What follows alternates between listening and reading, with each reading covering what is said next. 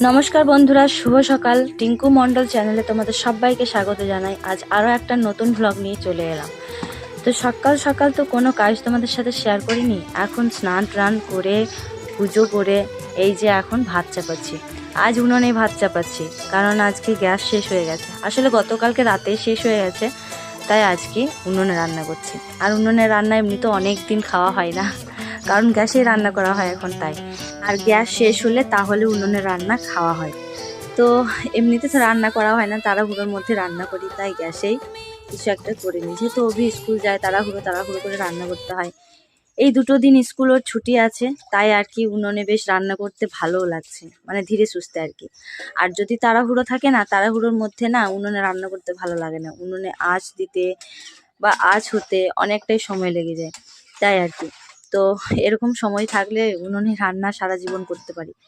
তো যাই হোক, এখন ভাতটা চাপিয়ে দিলাম। ভাতের মধ্যে মাখা করার জন্য আলুও দিয়ে দিয়েছি। আর এই যে তারপরে এই যে জলখাবার খেতে বসলাম। জলখাবারে এই যে ঘুগনি আর একটা ঘ্যাটোরা, এটা ঘ্যাটোরা দুধ পোয়া যা বলবে, তো দিয়েছিল শাশুড়ি মা। তো এখন আমি খাচ্ছি। অভির খাওয়া হয়ে গেছে। আর আমার ননদ এসছে, তো মানে শ্বশুর বাড়িতে, তো ননদের ছেলের সাথে এখন খেলতে গেছে। আর এদিকে আমি এখন খেতে বসলাম। অনেকটাই দেরি হয়ে গেছে, প্রায় 11টা 10 বাজে, সেই সময় আমি খেতে বসেছি। তো খাওয়া দাওয়া সেরে তারপরে এই যে আবার কিছু কাজ করছিলাম, তারপরে দেখি যে ভাতটা হয়ে গেছে। যেহেতু রেশন চালের ভাত তাড়াতাড়ি হয়ে যায়, বেশিক্ষণ সময় লাগে না, 8 ঘন্টার মধ্যেই ভাত হয়ে যায়। তো ভাতটা নামিয়ে নিলাম। তারপরে এই যে দুধ চাপিয়েছি। দুধটা না এখন কদিন থেকে অনেকটাই পাতলা দুধ দিচ্ছে। বলতাম না ভিডিওতে, কিন্তু বলতে বাধ্য হলাম, কারণ তোমরাও তো দেখতে পাচ্ছ তাই না ভিডিওর মধ্যে। তো যাই হোক, তারপরে এই যে আলু কাটছি, টমেটো কাটছি, সবজিগুলো কেটে নিচ্ছি। কি কি সবজি করব সবটাই তোমাদের সাথে শেয়ার করব, দেখো।